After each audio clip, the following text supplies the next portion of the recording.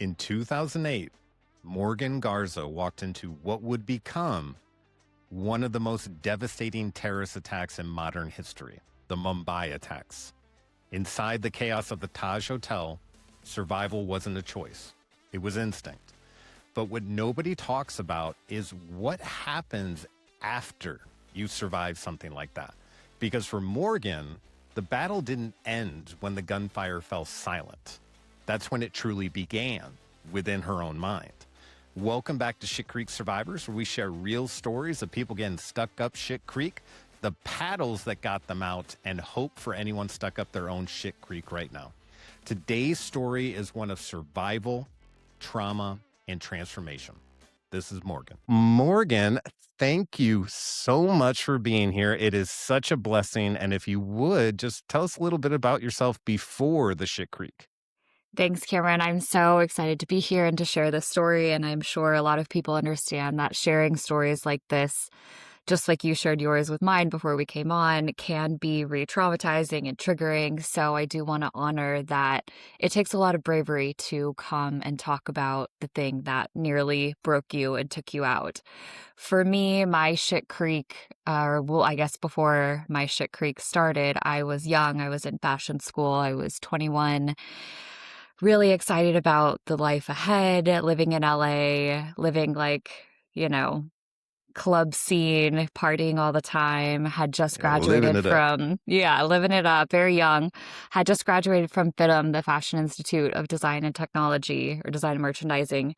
And I had the whole world in front of me. I just gotten my first real job. I was working at an event planning company. One of my first events was at the Playboy Mansion, which for me, I was like, this is cool. And who knows where this is going? And this isn't exactly what I dreamed of doing after fashion school, but here we are. So I just landed this first job and my roommate passes away.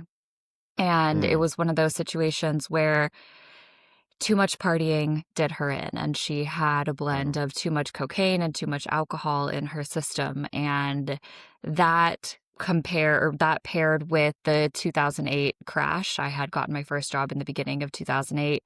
Last hired, first fired was the kind of deal. So this happened in the same week. And so here I am, 22, 21 at the time, really unsure of what life had in store for me. I was living in LA, lost my roommate, lost my job, and didn't know what to do. So my parents came to LA and packed me up and moved me back to Phoenix. And I was like, there's no way that I am going to let this fashion dream go. I am living in Phoenix now. I can figure this out, even though we're at the beginning of a recession. We still didn't know how bad the recession was going to be at that point. And so I started looking for jobs. And the first job that I found from the FITM alumni website was for wholesale in Phoenix for this company that made scarves and t-shirts and graphic tees and just stuff like that had gotten a lot of press with Lindsay Lohan and kind of a lot of those A-listers at that time. So I forced myself on them and got the job of my dreams at 22 at this point. And was really excited, going to trade shows, doing wholesale, selling, working with the founder of the company as the assistant. And as the year progressed, we had to go to India, to Mumbai, to sample our fall line. So we did all of our production in Mumbai. It's something that my boss was really adamant about because she's Indian and she wanted to keep that culture and bring it to the West and be, the steward for this culture. So I'm so excited. I have my first real job. Second really, besides the one that I got fired from. And I get invited to go to this trip.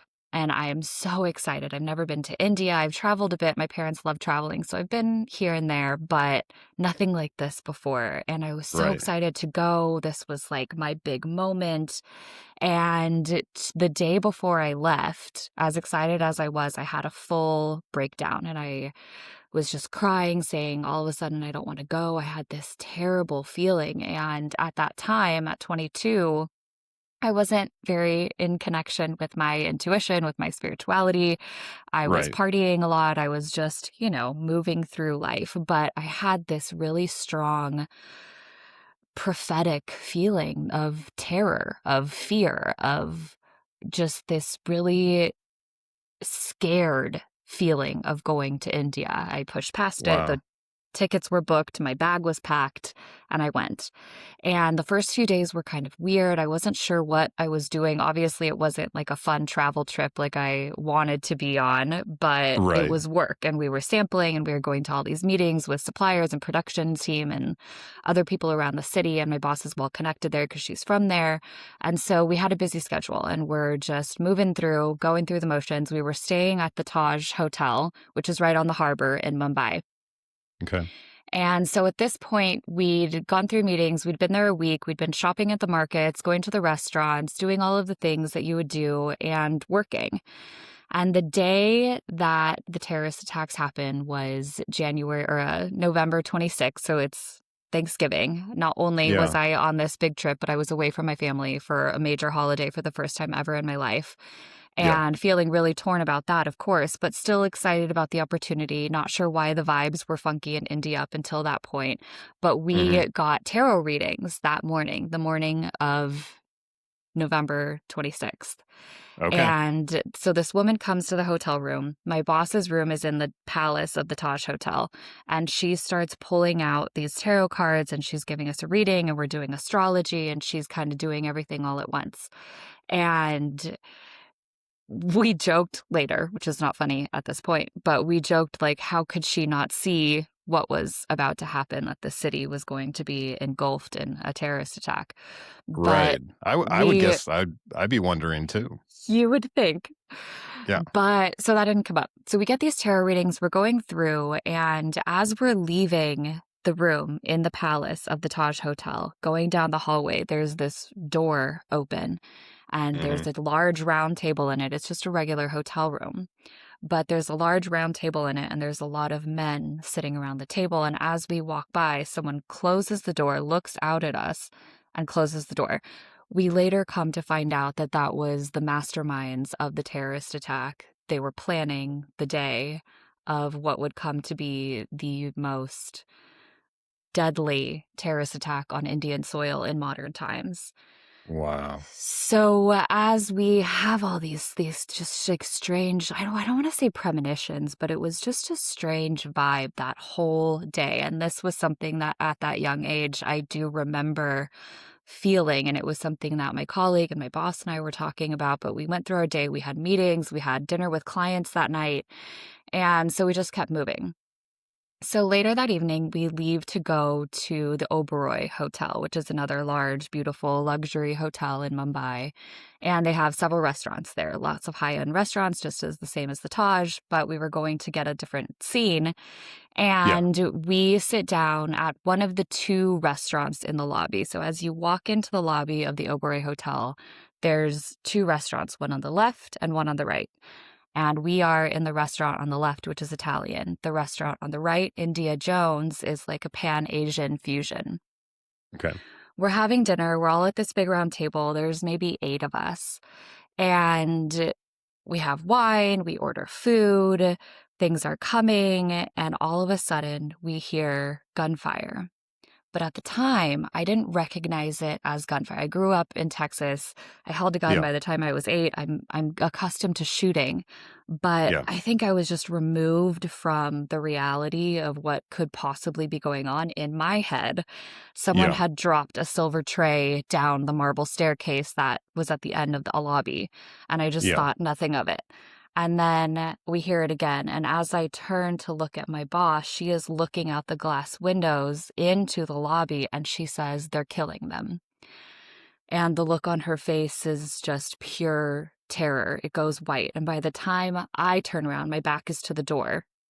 By the time I turn around to look and see what's going on, to look out the glass windows that point to the lobby, 2 staff members of the restaurant come swooping in, close these giant, ornate, carved doors at the Hmm. same time in unison, and everybody gets up and runs. And this is one of those things where you don't think, you just act. Hmm. I left my purse, I left my phone. My colleague still had her napkin in her hand, which we laughed about later. And we go, everybody in the restaurant goes through the restaurant, through the kitchen, into an adjacent ballroom. And in Hmm. this hotel, there's a lot of different passageways and rooms that are connected. So we luckily went into this adjacent ballroom and were hiding. What we could Wow. hear on the other side of the lobby in the hotel was everyone in India Jones being shot. And then the grenades started, and the whole building was shaking. You could smell the gunpowder. And we're not sure what's going on. At this point, we have no idea. The entire city is under siege. We Hmm. are all just huddled in this ballroom. I don't have my phone. I don't have my purse. I have nothing. Some of the people that we were at the table with grabbed their belongings, or the men had their phones in their pockets. So they're getting online, or at least as best as they could. This is 2008. There wasn't Right. smartphones at this point. Like, if you were lucky, you had a BlackBerry, but otherwise it was a flip Right. phone. So It's we like were a pretty Nokia. removed. Yeah, it's a Nokia. So we're pretty removed from being able to connect with technology. In addition to that, service was bad because we're like at the bottom of this hotel, tucked into this ballroom. So Hmm. what we could learn, which took a while, was that the entire city was under siege. At first, I thought that it was some gang or something isolated to our specific location. We Right. come to Yeah. find out that the Taj Hotel is under attack, a very popular coffee shop, several restaurants, the train station, a very popular outdoor market. And this is when we start panicking. And I called home on someone's borrowed phone, which was also long distance, Yeah. to tell my family, hey, something's going on. I'm safe, but just so you know, I don't have my phone and I don't know when I'll be able to get it back. Yeah. So we're in the ballroom for probably another hour or so, and all of a sudden there's these huge bangs going on the door that leads out. Hmm. And everyone jumps, screams, runs. We all push up against the far wall to get away from where this sound is coming from these double doors that open.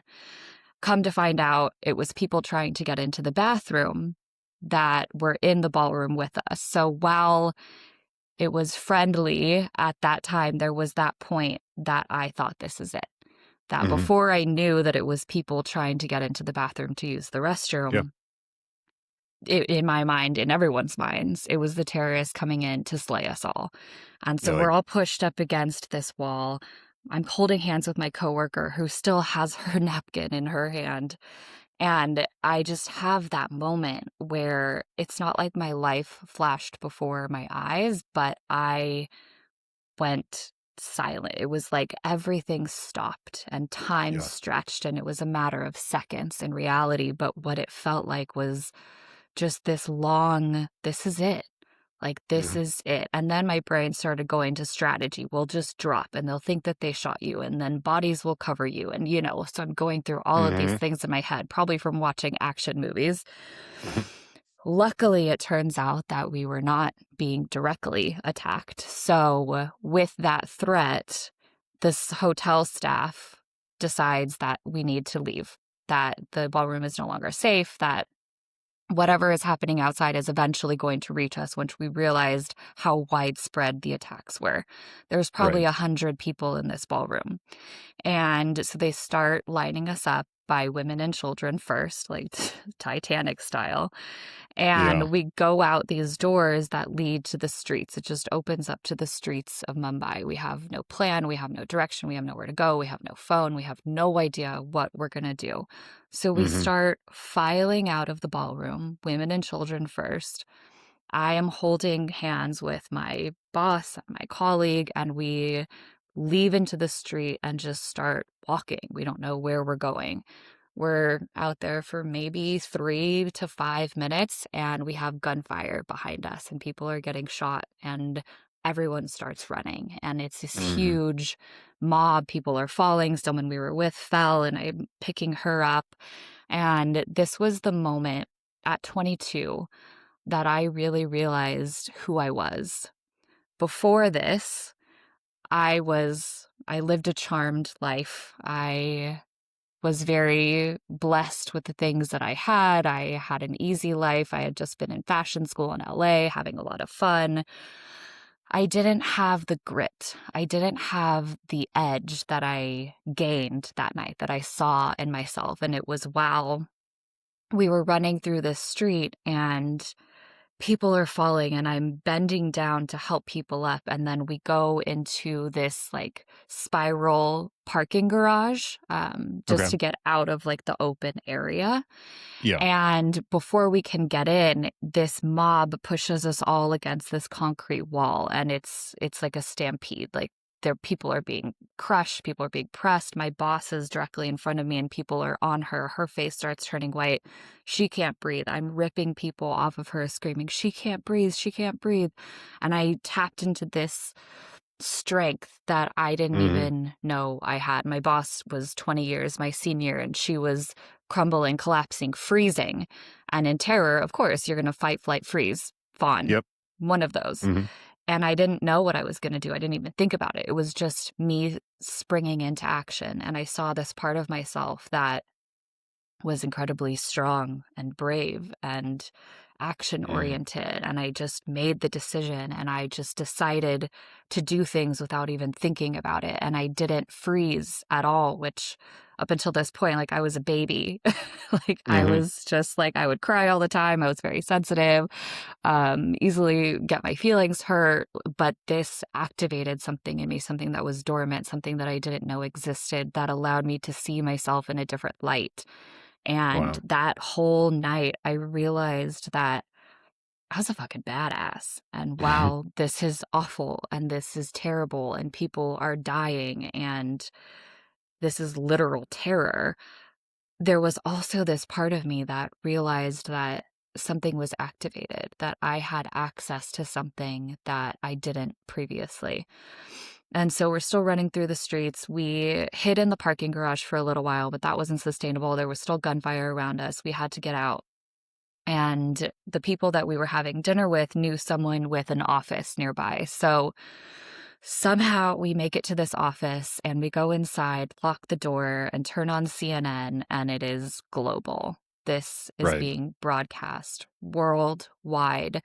And we really start getting a grasp for how serious it is, how widespread it is, how many people have already been killed. And the eeriest thing when we were in the streets was that it was silent besides the gunfire. There were no sirens, there was no traffic, there were no car horns, there were no alarms. It was silent. And if something similar had happened in the United States, it would be chaos, mayhem, sirens, fire trucks, ambulances, police, SWAT, FBI, like whoever. Like there would be shit going on.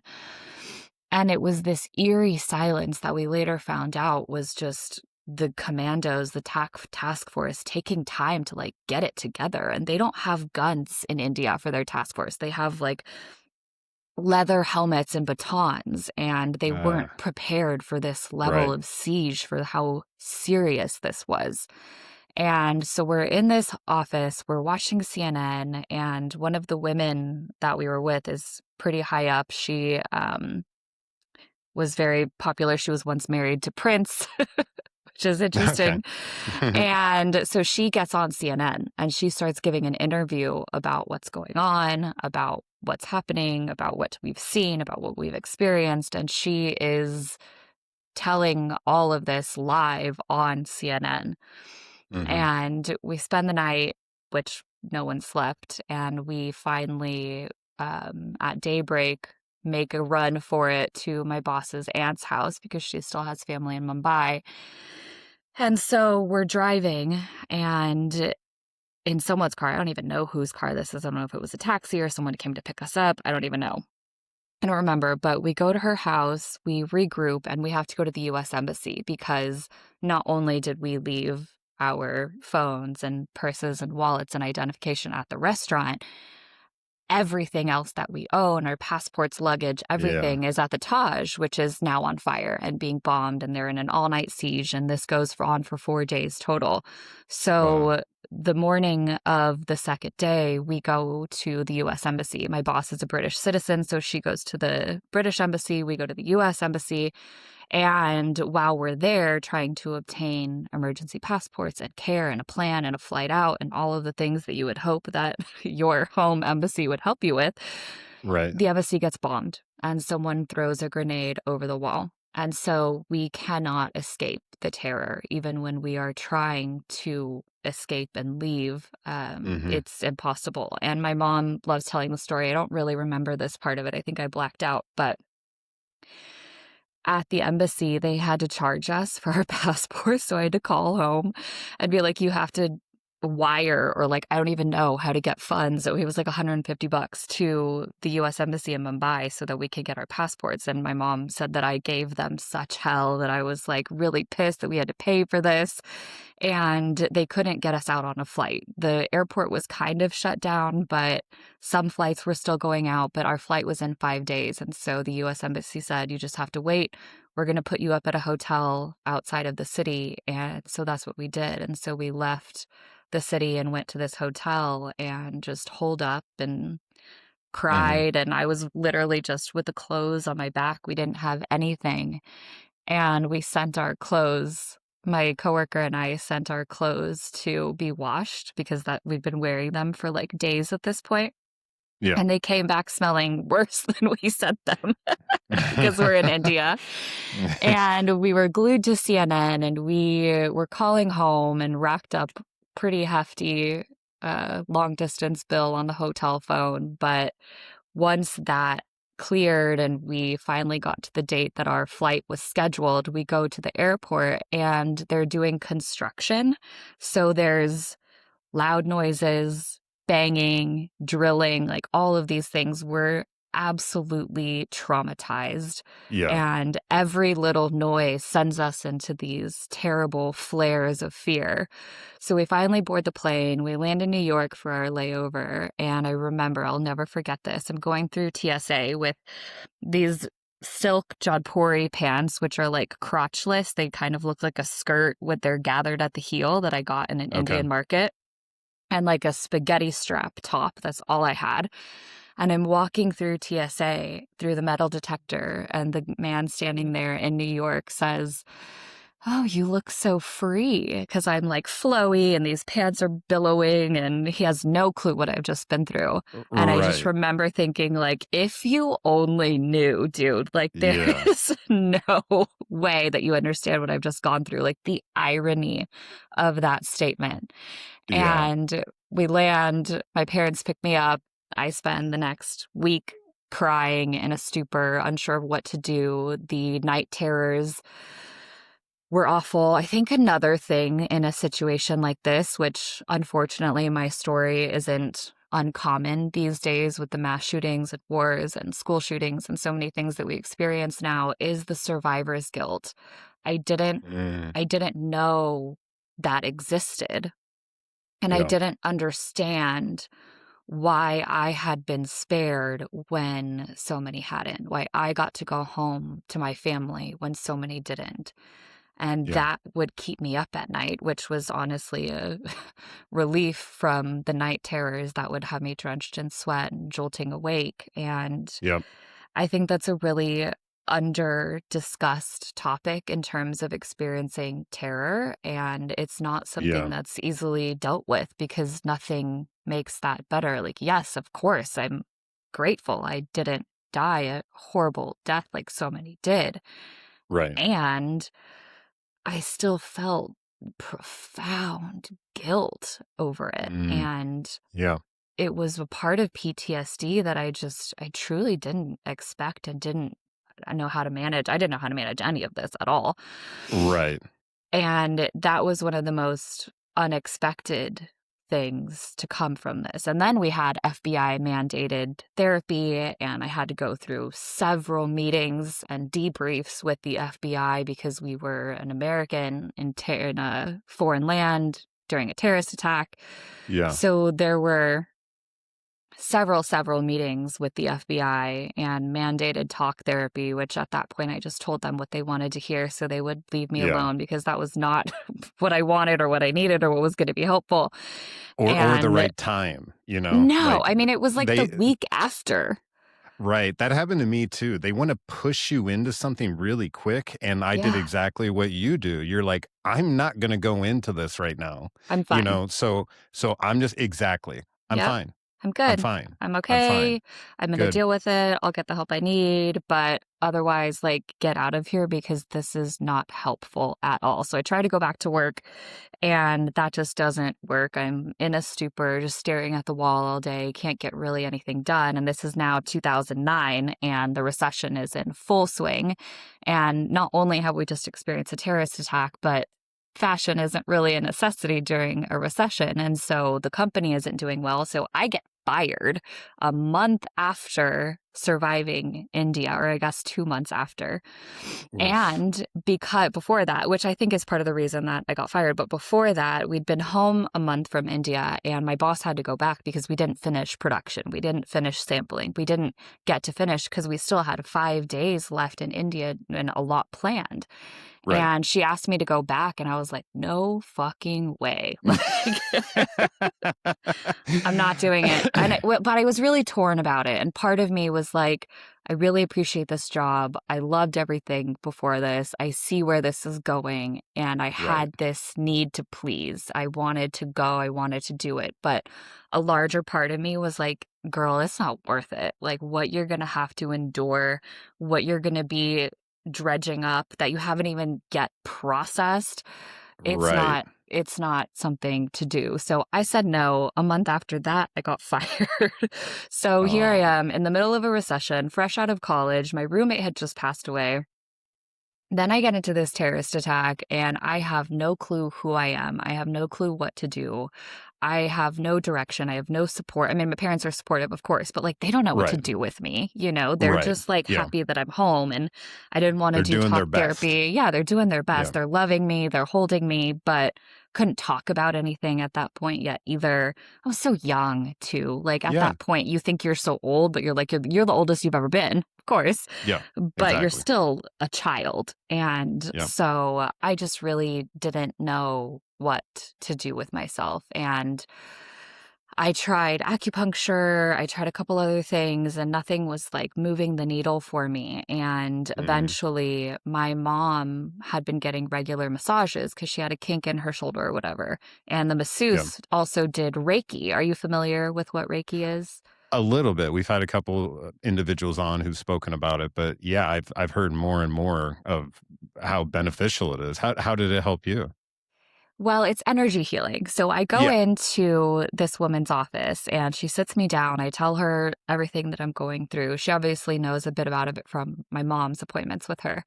So I'm telling her this whole story and she's like, okay, lay down. She puts a blanket over me and she was like, this is like a massage, but I'm not going to touch you. And I was like, you're not going to touch me. Like, this isn't going to do anything. Like, what bullshit? This is a Right. waste of time. This What I isn't going to pay for. help. What did I pay? Well, she actually did it for free, which was very nice. Okay. But I was like, this isn't gonna, like, this is just a bunch of bullshit, you know, hocus pocus at that point. And I laid down, the blanket is over me, and I'm peeking, trying to see if I can guess where her hands are, if I can like intuit where her hands are. Yeah. So she's moving around my body and it's energy healing. So in Reiki, they don't touch you. They're using Yeah. ancient modalities and these symbols that they like visualize in their mind and then move your energy through your body. And so this is happening, and I'm like peeking around to see where she's at. The session ends. I go home, and I'm like, okay, well, let's check that box, you know? Hmm. I go to sleep. I wake up in the next morning, and I'm like, la, la, la. Like, this is me again. The birds are chirping. The sun is shining. Like, I feel 10,000 pounds lighter. I feel like Really? I have accessed something in myself that I forgot existed because at this point it was like 4 or 5 months later Yeah. and I had no relief. I was still having night terrors, extreme PTSD, super heavy survivor's guilt, just like shaking in my body, vibrating at Yeah. all times. And this was the first time that I realized that there was a shift, that there was something notable that was different. And in my 22-year-old mind, I was like, I'm healed. That's it. That's all I have to do. I don't ever have to touch this shit again. And thank God. So it worked. And it also put me into a place of thinking that that was all I had to do, that there was nothing else to be done. And so I start coping by drinking, by doing recreational drugs, by smoking a lot of weed, by partying just all the time. Then I started traveling a lot, kind of trying to prove to myself, like, I'm not going to be held back by this. I'm not going to not travel because of this. So I have like this vendetta to prove to the world. And I spend the next decade of my 20s traveling, drinking, partying, sex, just all of the things, and not ever addressing it until, unless I got drunk enough to cry about it to some stranger or one of my friends who would listen. That was the only time that I really ever talked about it. So this goes on for another 10 years. And at the 10-year anniversary in 2018 of the attacks, I had a full breakdown. I had this anticipation building up to the 10-year anniversary that I was like, this is big and this is really meaningful. And it was like this passageway, this portal, this threshold that I was crossing, this milestone that meant a lot. It meant a lot to India. It meant a lot to the survivors. It meant a lot to the people affected and injured. And it carried a lot of weight. And my aunt had saved a front page of the New York Times for me that had the Taj in flames and said terror in Mumbai. And I pull that out, and it's like I wanted to dig into the darkness. Like I wanted to see what I could conjure up or what I could access. And at this point, I had started a spiritual company, a popular podcast. We were doing retreats. We had a membership community where we led classes. So I was all in the spiritual world. I had left the fashion industry, worked a little bit in marketing at the time, but really I was just working any job to get enough money to buy a one-way ticket somewhere. And by this time I was 32 and I had been running this company for a couple years. It was doing really well, but I had this dichotomy within me that yes, I'm leading this spiritual company and I am helping a lot of people, and I'm not accessing my shit. I'm not looking at my shit, and I am not addressing the darkness within me. And I dove in. I had that full breakdown on my knees, hyperventilating, crying, just feeling the pain of the loss, of the grief, of the guilt, of the time that I spent avoiding it. And I started doing shadow work. And shadow work is just the process of looking at your shit, looking at your trauma, looking at your pain, your triggers, your patterns, and actually holding space for them. And it wasn't until I invited this giant, dark trauma that I'd locked away in a basement and thrown away the key to sit at my table with me and just say, tell me everything, and just sit there and listen. It wasn't until I did that I realized that the fear of accessing it was way greater than actually accessing it, than actually looking at it, than actually listening to it. So that's a great statement. Yeah, that avoidance created a monster much bigger than what it was in reality. And I hear this monster behind this door banging to be let out. And I have breakdowns when I cry or when I drink. I get angry when I drink, or like all of these things connected to alcohol that's the only time that I let my emotions out. Otherwise, I'm like buttoned up, everything's fine, nothing to see here. But there's this monster down below, like rattling the entire building. And I finally take the chains off the door, unbar it, and I open it, and it turns out that it's like this little monster, right? It just sounded big, and the fear of it was bigger. And once I let it out, then I was talking about it all the time. My first book came out, which was over here, Soul Magic, Ancient Wisdom for Modern Mystics. So I was on a PR tour, and I was talking about it all the time. people would Mhm. ask me, what was your spiritual awakening? And I was like, well, I was in a terrorist attack in India, and I would tell the story, and letting it breathe, bringing it to light gave Mhm. me so much healing, and it allowed me to truly get into why I was avoiding it, what I was so afraid that I would find, all of the coping mechanisms that I created that just caused more trouble in my life, in my body, in my relationships. And I uncovered everything. And like you were saying, like looking under those rocks, like this was the Yeah. rock that I needed to look under that was the biggest boulder, but it was Mhm. hollow. It was easy to lift.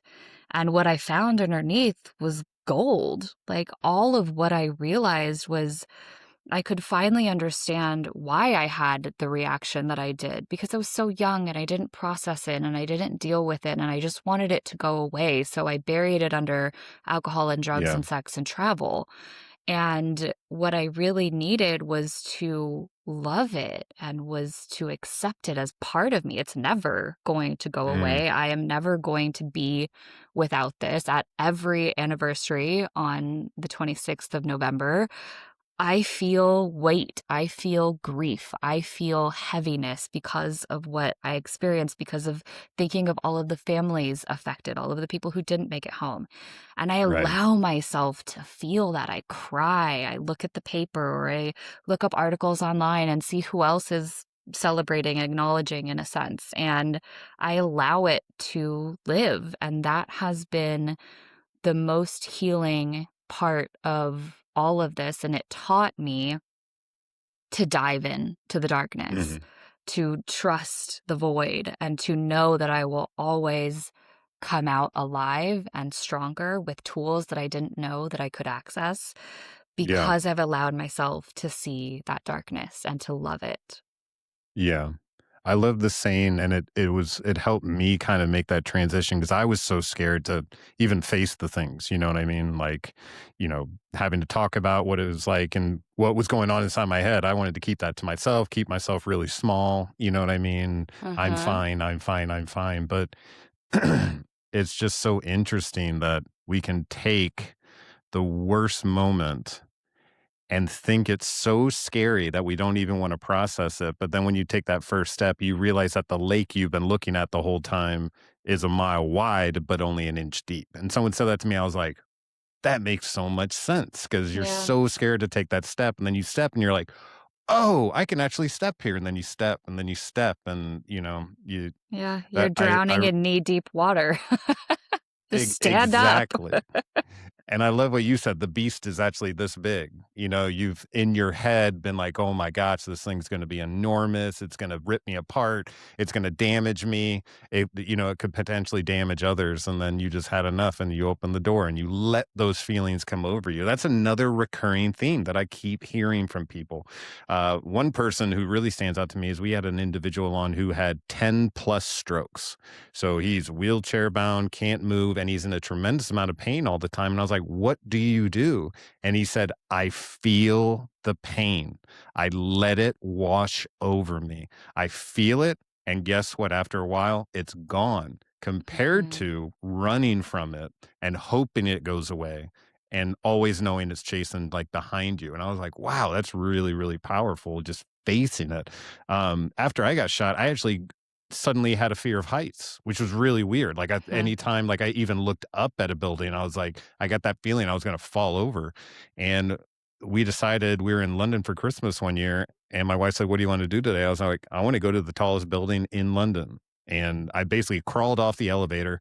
But by the end of it, I was able to go up to the glass. I was able to jump against the glass and even start getting silly with it. And it's just so weird Yeah. what that can do, like the breakthrough, just facing the thing is it's unbelievable. And by the end of it, I wasn't afraid of fears or Yeah. heights, and I've flown a plane since, and like all kinds of stuff. So it's really weird what your brain is trying to do. It's trying to It's protect trying to you. protect you. Yeah, it's trying to Yeah, and limit it doesn't exposure. The reason that you don't want to go into the darkness, into the dungeon that you've locked away is because it's unknown. Your brain is a Right. pattern recognition machine. It wants to Mm, stay in the known and the familiar. It is consistently scanning your environment and recognizing patterns. And so you go towards what's familiar. The yeah. unfamiliar is accessing that trauma because you're so afraid of what you might find, of what you might do, of what it might do to you, of what it might mean about you. So many people have trauma that they're deeply ashamed of, and that Yeah. means something about them that they then think that they have to accept, that this puts me in this category now. But the Yeah. brain doesn't want to let you go there, and doesn't want to let you see what might be, because the unknown is dangerous. Between the brain and the ego, you are Yeah. staying in the familiar known. Even if it's killing you, you will Yep. stay there, because the rest, we don't know what's going to happen. So we're just not going to find out. Yeah, I've heard that we will choose to stick with pain, familiar pain, over going into the unknown because Yeah. we know it, at least we can handle that pain, and we don't know if we can handle the other pain, but it's Yeah, you're usually a like, well, this is at least familiar. I know how to manage this. I can get through the yep, day. I don't know if I can get through the day if I look at this trauma and this pain and see what it's actually doing for me, you know? right. So it's a serious, it is in the sense that it's all in your head, that you create something that doesn't exist. And I created a fear around accessing this trauma, around what the monster actually was.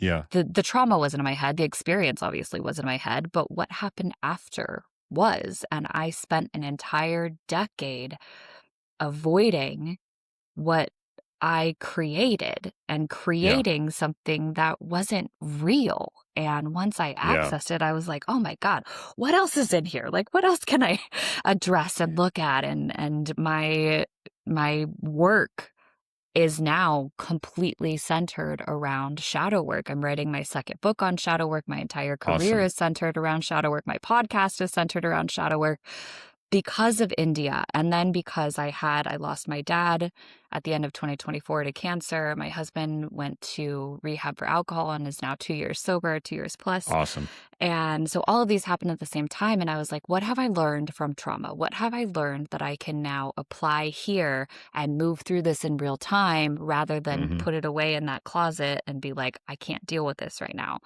And yeah, with the thousands of people that I worked with in shadow work, it's the same theme. We create something bigger than what's actually there. And once we address it, once we get past that shame, like I had great shame over the fact that I never addressed India, that I didn't work on it, that I didn't go to therapy. I had shame that I would get drunk and cry about it, and I couldn't even talk about it in the daylight. right, And that shame shrouded me in more darkness. It blocked out the sun, and I thought the light had abandoned me. But from my yeah, perspective, it was a storm. Just like the sun, it's never not shining. It might be dark in the middle of the day because we have a storm.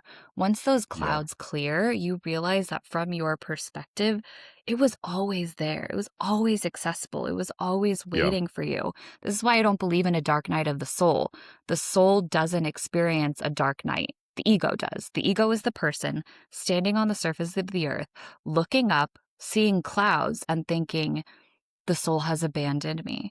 The soul hmm just can't get its light cannot shine through those clouds at that moment. And the more that you perpetuate that storm, the more that you're going to think that you're alone, that you've been abandoned, that no one is coming to save you. And honestly, no one is. You have to save yourself. But there is no dark night of the soul. The soul doesn't experience darkness. The ego does. And so we think that this is a totally different thing than what it actually is. And really, we are just experiencing a storm that blocks out the light temporarily. yeah, and you're really speaking to the person who's been through it or going through it, because really, when you get put in a situation where it's life or death, I mean, until you've been there, things are, what am I trying to say? Things change, you know? And when Hmm. you're going through something that traumatic, it's not as easy as everyone else is seeing the situation. Everyone else is seeing the situation from a bird's eye view with distance. Oh, if I were in your situation, this is what I would do. This is what I would advise. This is what you should do, all this kind of stuff. But when you're going through it, you're just trying to survive. You're Hmm. just trying to get through the day. And so a lot of times we'll use earthly things. So I used alcohol, drugs, whatever it may be, to numb that feeling, to numb that memory. I'm trying to get away from this. The farther I can get away from this, the better I feel. And if this substance takes me farther away from it today, great, because I'm not Yeah. worried about tomorrow. Load me up. Yeah, because I don't care about tomorrow. No, Tomorrow it I'll doesn't figure it out. matter. But Yeah. today I am going to make sure that I'm okay. And I am Hmm. not gonna, you know what I mean? And Yeah. the closer you are to the traumatic incident, the harder it is. Because I think the word storm really fits the issue, Yeah. because it's not as simple as like just something happened. It's like the whole world is upside down. Yeah. And I appreciate all these people trying to tell me what to do, get used to a new normal, send me to a place. But like honestly, I would say the first 6 months after I got shot, I wasn't ready really to do anything. I No, I could it's I too couldn't even soon. I couldn't even figure out. I wasn't sure if I was alive. I would Yeah. literally have conversations with my wife and be like, "Am I dead?" And she's like, "No, Hmm. you're alive." And I'd say, "Well, how am I alive?" And she would say, "'Cause I can see you. That means you're alive." I go, "Well, if I'm in purgatory, isn't that exactly what you'd say to me anyways?" So I was Yeah. really kind of like on the border of like reality for a little bit. I even had a weird thought that if I shot myself again and I survived, then I know I was alive. Like Yeah. that is a weird thought. And I was going to shoot through my cheek and try to go out the other side. So I was going to lose my teeth, but I was at that You'd point at where I least was know just you were like, alive. Well, it's crazy the deals that your brain will try to make with itself. Like, okay, well, if I do this, then this, and you yeah, really are negotiating with your trauma. yeah, exactly. And that, yeah, that's funny how that works. It also works that way for Hmm. me when I started getting into spirituality and Christianity or whatever it may be, a higher power. It was more like in the negotiation table. It's like, I'll be sober today, but you got to Yeah. come through with this, Yeah. or I'll do this, but you got to do this. Like this is a Hmm. give and take. I need to know you're there. And now I'm just grateful for anything. You know what I mean? Yeah. It's just like Yeah, unbelievable how absolutely. the world can change on you. And the world Hmm. actually didn't change. My No. mindset changed Yes. Your and the way I environment see it. stays the same. Of course, maybe the substances that you put in your body change, but Yes. it Yep. it is an internal shift which changes your external environment because you see things differently and you allow yourself to actually be immersed in the present. I was constantly trying to escape the present because the present Mhm. and the past were full of things that I was not equipped to handle, nor did I want to Yeah. try. So the Right. present was dangerous. The past was where the danger came from and was perpetuating and plaguing me. The Yeah. present was just unbearable. The future, like, who knows? I wasn't even thinking there. I couldn't even really, like, think that far into the future. And once Yeah. you get into this place where you change your perspective, the present is a gift and it is so beautiful. And I can stretch time now and I can meditate and be in these insane internal states that are full of love and light and heart expanding. And my head is tingling and I'm having this visceral reaction to my meditations. And that is what I was not allowing myself to experience for an entire decade. Have you ever thought to yourself that you wouldn't be where you are now if not for the incident? Oh, I mean, it feels really fucked up to say that I'm grateful that it happened because so many people died. In my case, it's harder to be grateful, but I'm Yeah, grateful I'm every sorry I day. didn't. No, it's fine. I 100% am grateful that I experienced it. And even when I was right when I was home, I had this like out of body like wisdom perspective where I was like, you were meant to experience it, you were meant to survive it, and you were meant to do something with it. I had no Yeah. idea what I was going to do with it at that time, but I Mhm. knew that the first two were unequivocally true. And it took Mhm. time to unravel my life, to move through trauma, to decide what I was going to do. But now, everything that I do is because of India. Everything that I am is because of India. Everything that I Yeah. know about myself and who I am and what I'm capable of is because Hmm. of India. Yeah. That's powerful. Even the way It you really love can is. be affected. You know what I mean? Because Yeah. I couldn't now, fully love anyone else because I wasn't loving myself. And shadow work, if anything, is mm, just self love. You're allowing yourself to love all of the bits of yourself that you deem unlovable, that you deem shameful, that you deem just wrong yeah, against what society perceives as right. And once you start loving yourself through that, then I'm a cup that overfloweth. I can pour love into everybody, and I run communities of hundreds of people working on this too. And showing up for them is showing up for myself. And you realize that this connection that you have to you is like a circuit board that sends energy out. But if you're not connected here first, nothing outside is going to work. It's all going to be cattywampus and you're going to be trying way too hard. I think yeah, what I realized was that I thought that shadow work was gonna be hard. Like, yes, it's difficult, it's challenging, it's painful, but it's not the kind of work that I thought it was going to be. It flows a lot easier because I'm allowing it. And all it right. wanted to do was to be allowed, to be acknowledged. And the energy that it took to avoid it was Mm, way greater than it is to open that door and let it come into my life. yeah, yeah. Wow. Very well said. It's, when you go through a storm like that, there's a period of time, at least I felt in my heart, I was like, this defines me. This thing that I Yeah. went through defines me. Oh, And yeah. now in It no becomes your way, identity.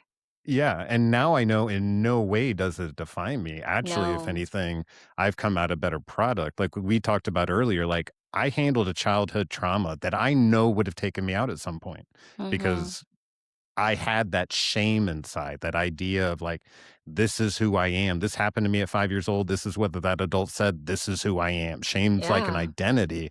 And I've been Mhm. able to go back and work with that child and sit with that child and talk to that child and like working through it. And it's important. Like it's important to Yeah, go back and look at those secrets. The secrets keep you sick a lot of the times.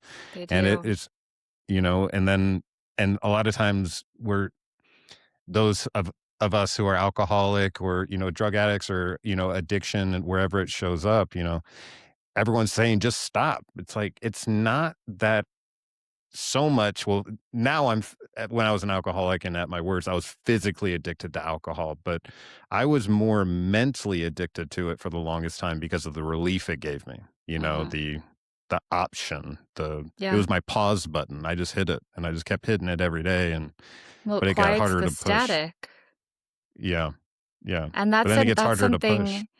something that the identity piece is something that I don't think a lot of people understand about trauma. Your body understands it, your brain understands it, but you're not conscious about it. It's in your subconscious, and your subconscious says, "Who am I without this? Who am I if I let this go?" And I experienced that soon after India, that part of me enjoyed the attention that I got from people after. Part of me enjoyed the pedestal that I was put on because it was this international broadcast globally attack that made me in a sense special, right? I felt special because of it.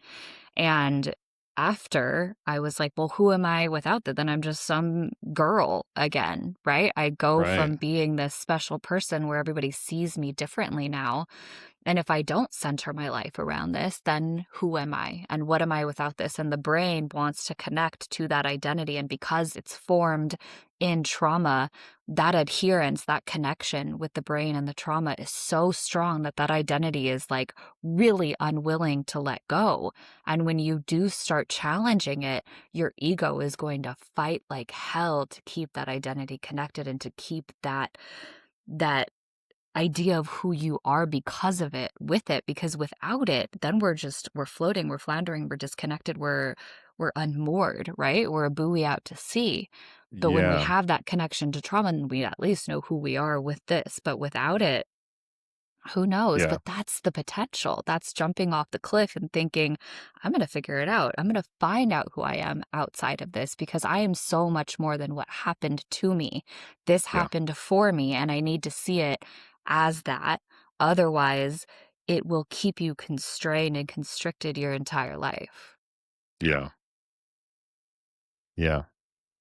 A lot easier said than done, especially if you're out there listening and you're in your own storm right now. But I'm telling you, although it's a bummer, Mhm. everyone who comes on here says facing it or feeling it is the way through. Yep. I also like the I heard something recently. It's like the idea of the buffalo. The buffalo is the only animal that actually will run to a storm and through a storm because it knows that it'll be a shorter span in the storm. Everything else will sit down or hide, but the buffaloes run straight through it. And I was like, that's kind of interesting. The idea that, yeah, this is going to suck, but might as well just make it a shorter process. When you're built like a tank, like a buffalo, it's easier to move through that storm, I'm sure, than if you're a mouse or a bird who does have to That's true. hide. That's true. That's But true. I get the analogy. I think Yeah. it definitely worth it. Yeah, for sure. And Morgan, you shared so much. What would you say to a person who's stuck in their own shit creek right now and who's feeling hopeless? Any words of advice? Nothing is permanent. Nothing lasts forever. And I think when you're in it, you think it's going to be like this forever. You think there's no way out, that there's no way that it won't ever be like this. And nothing is permanent, not your joy, not your money, not your health. The impermanence of life is a gift and a curse. And when you're in something that is so terribly dark and consuming, and you think it is going to be like this forever, and you've convinced yourself to just set up shop, change your address, you live here now, Hmm. allow yourself to wonder, what if it wasn't? What if I did come out of this and I did give myself another chance at light and love and connection and passion and purpose? Because when you're in it, I get that. I've been there. You convince yourself that you're never going to be away from this, and that it's going to be something that is so consuming for the rest of your life that it'll never end. But my dad, specifically, because it's so recent, has been dead just over a year right now. And at that year mark, everyone told me it's going to get better. It's just get to that year. The first year is the worst. And of course, the first year was terrible. Hmm. And then it gets easier. And just like with India, once I looked at it, it got easier. And with my husband going to rehab, I thought our relationship would never be the same again. And Hmm. it's better. And I thought Right. it's always going to be like this. It's always going to be this shitty. It's always going to be us at each other. It's always going to be me filled with so much anger because it was a secret. And it doesn't last. And Yeah. the impermanence is something that you can count on. Change and death are the only constants in life. Yeah. Yeah. It's good to know the reality. So that way your Hmm. mind doesn't wander and try to create something else. Yeah. Well, Morgan, it's been an absolute pleasure. Thank you so much for joining us on Shit Creek Survivors. We will make sure that we put all your information in the bio, and that way people can reach out to you potentially for help if that's all right with you. And Yes. we'll make sure that we got your books in there. That way people can access your information as well, and potentially reach out to you and get some business going and work some shadow work with you. That would be very, very cool. Yes. Yeah, very Thanks, cool. Cameron. I appreciate it. It's always hard to tell this story. I'm sweaty, but I Yeah. know it's really important. And every time I tell it, I heal something else Yep. in my heart and my body and my soul that I didn't know I needed. So thank you for this opportunity. Absolutely. Thank you so much. Survival isn't the end of the story. Sometimes it's just the beginning. If you're in your own shit creek right now, you are not alone. If this episode resonated, like, subscribe, and share it with someone who needs it. And remember, no matter how deep the water feels, there's always a paddle.